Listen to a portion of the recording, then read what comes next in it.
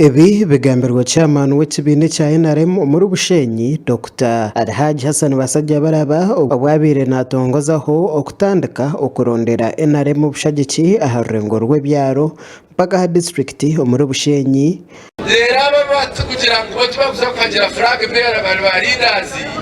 yo ku rwo rwa kabiri ebiro bibiri fike 10 niza kudiringa nabona office yanjye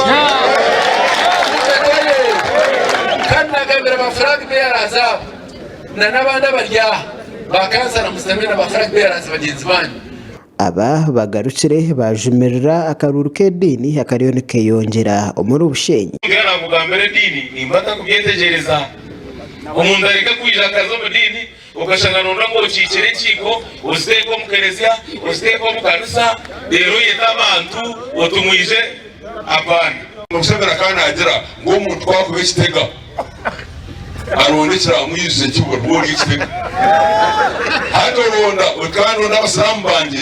bandera karuru nyisuri muryange dini abo kuba ndurani bagambera etampire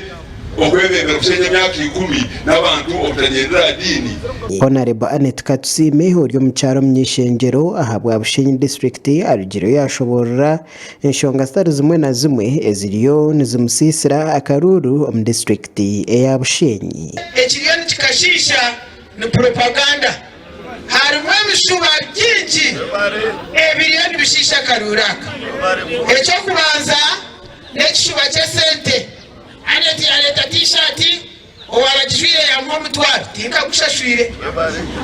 Annette yanyoreze mutwaro 5 iwe kutera karuru akwira shiringi zingahe. Abate bakomaho bashaba bebembezi b'ekibiina kya NRM okutaho agabo gona okurebuka ngo barondera mukuru w'ihango bushagiki hamwe na nabakwatire ekibiina kya NRM bendera kandi barugeyo okutera karuru mu bwinji 2015 byo kubanza mu mwaka w'2026. Omugandi aba team Edgar Nyekundire okurwa mu cyare cya Rutaka omurko gwa Kirembe omugomboro ya Kitenga district ya Mitoma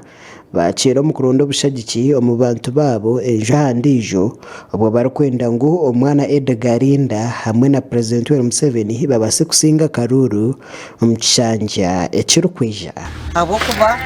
tureba bururu buriyo nubwirira nubutahamo twajya ngo turonda karuru ka President Museveni na naka Edgar ahabwo kuba Edgar kintu kiyakozire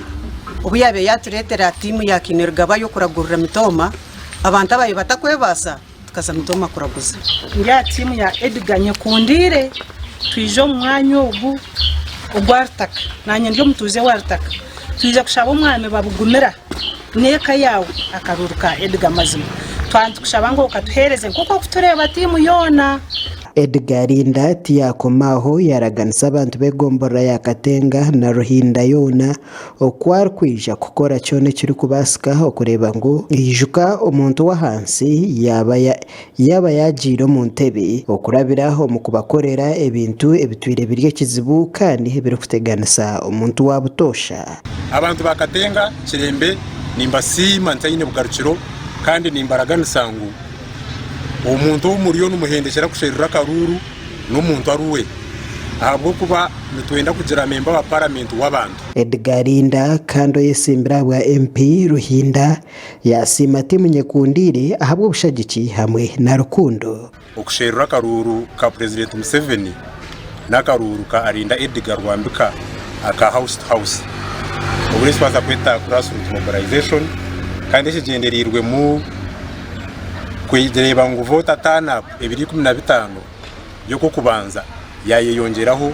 Edgar Linda atwira meya wa Kashenshero Town Council kandi yesimbere na Major General Kahindu Tafiri umukarura karukwisha kuterwa ebiro 15 kubanza umwaka w'2026 amakuru agahagasha ko Olivia Nasasira.